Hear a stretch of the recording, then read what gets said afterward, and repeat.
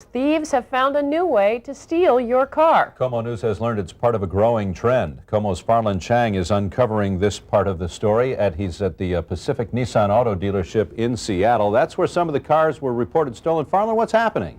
Well, Dan and Kathy, it seems to be a very simple but a very clever ploy.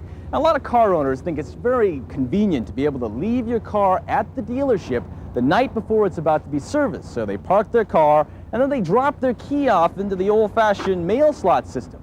But we have learned that once you drop it off, it may be gone for good. Now, the dealers are telling me they suspect the thieves are using some kind of a tool, an arm with some kind of fingers on it that goes into the mail drop, grabs the keys, and then takes off with your car. Kurt Kassan and his wife Sandra are now renting a car because their own car was stolen last night. These burglars have found a way to beat this system. After dropping his keys, Kassan called the dealer the next day. But the dealer found no keys, no car. The same thing happened to at least 9 other car owners at 3 other dealerships in Seattle, all within the past 2 months. Right here, and then if you can look, you could see the envelopes on the ground. This worker at University Subaru shows how 7 keys were stolen from this old-fashioned mail slot. So the dealer installed a new key drop system. It's curved, and it goes down and drops into a locking safe. I really felt it was important to call you folks to let the community know that these types of things are coming about and that we need to be as smart as the bad guy. To deal with the bad guys, the car dealership here has decided to basically stop its drop box service. You can see they've taped it up and they put up a sign, valued customer, due to the increase of crime in the downtown area, we've temporarily stopped our drop system. So they're basically saying to the customers, please bring in your keys in person until a more secure system is set up. Dan and Kathy? Sure makes a lot of sense. Are police saying how big a problem this is, Farland? Well, Kathy, we called the police, but they were unable to give us any total numbers tonight. But the dealers we talked to say that they think this crime is on the rise. And in fact, the Washington State Auto Dealers Association is sending out a notice to all of its members. All right, Farland, thanks very much.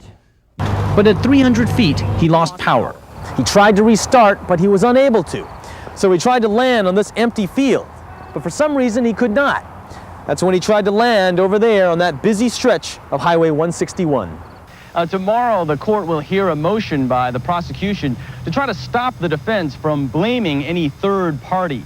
As far as Markusev, if he is convicted, he faces life in prison without the possibility of parole.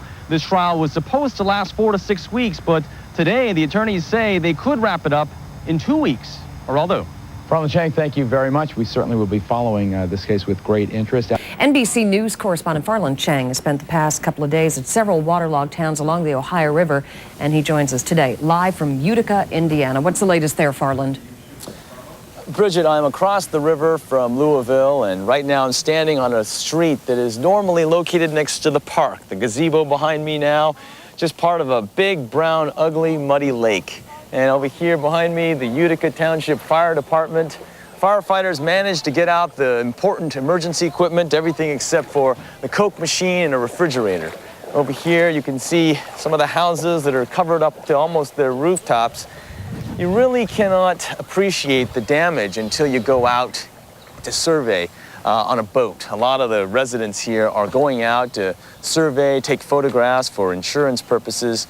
One particular resident, a firefighter, also a town council member, took us out, a gentleman named Rick Reynolds. And once we went out with him, we were able to appreciate and understand why one resident said it seems like the world has come to an end.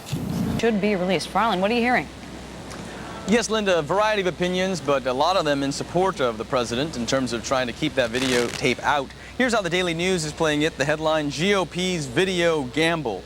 This is Los Angeles, the capital of movie making, and one movie title that seems appropriate is Sex, Lies, and Videotape. I have with me one person, an aspiring filmmaker, also a restaurant cook. This is Kevin Rooks. Kevin, what do you think about that videotape? Do you think that the president's testimony should be made public, that it's the right of the public to see it, or do you think we've had enough?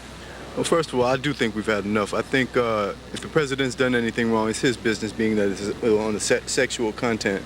I think I don't think it's anyone else's business to see what the president has done other than running this country. The president has brought this country back to #1, literally, financially. All right, thank you. And over here we have Alan Shane, a wine and spirit importer.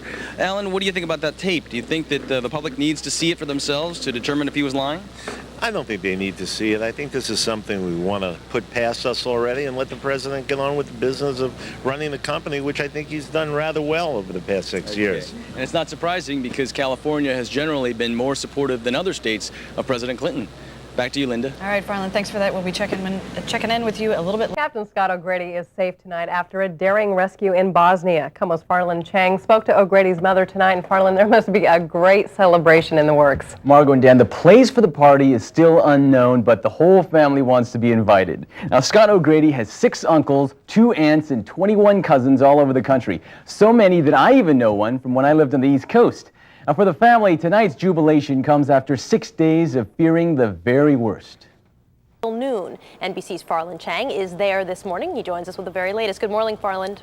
Good morning, Soledad. On a clear morning here from High Point, you should be able to see the famous St. Louis Arch behind me, but on this morning, it's virtually invisible because of this storm. We're getting this hard snow coming down to add to the 6-8 inches of snow that have already fallen onto some parts of St. Louis. Now, for most of the night, we've had freezing rain, and that has put this glaze of ice onto the roadways, creating very dangerous conditions. The street city crews have been out there plowing for 12-hour shifts. They're expected to use twice as much salt on this snow compared to all of the storms from last year. A number of accidents out there, trucks jackknifing, cars losing control. We're expecting another 4 to 6 inches of snow today. Add to that the 30-mile-an-hour winds. It's going to be very blustery. And as you mentioned, over at the airport, Lambert International, all of the flights up until 12 noon on TWA have been canceled. Back to you. Ugh, what a mess. Okay, NBC's Farland Chang. Farland, thanks a lot. Standing by. Farland, what's the latest there? Hello, Patty Ann. It is sunny here in St. Louis as well, but it still feels like a freezer. Temperature now 16 degrees, but factor in that chill from the wind, and it feels like below 20 degrees. A lot of people here in this community have not even begun to shovel out the snow from their sidewalks, and when they do, they are going to be in for quite a workout. You got to go through about 1.5 inches of ice before you even get to the surface of this sidewalk. People are being advised to not overexert, especially if you've got a heart condition.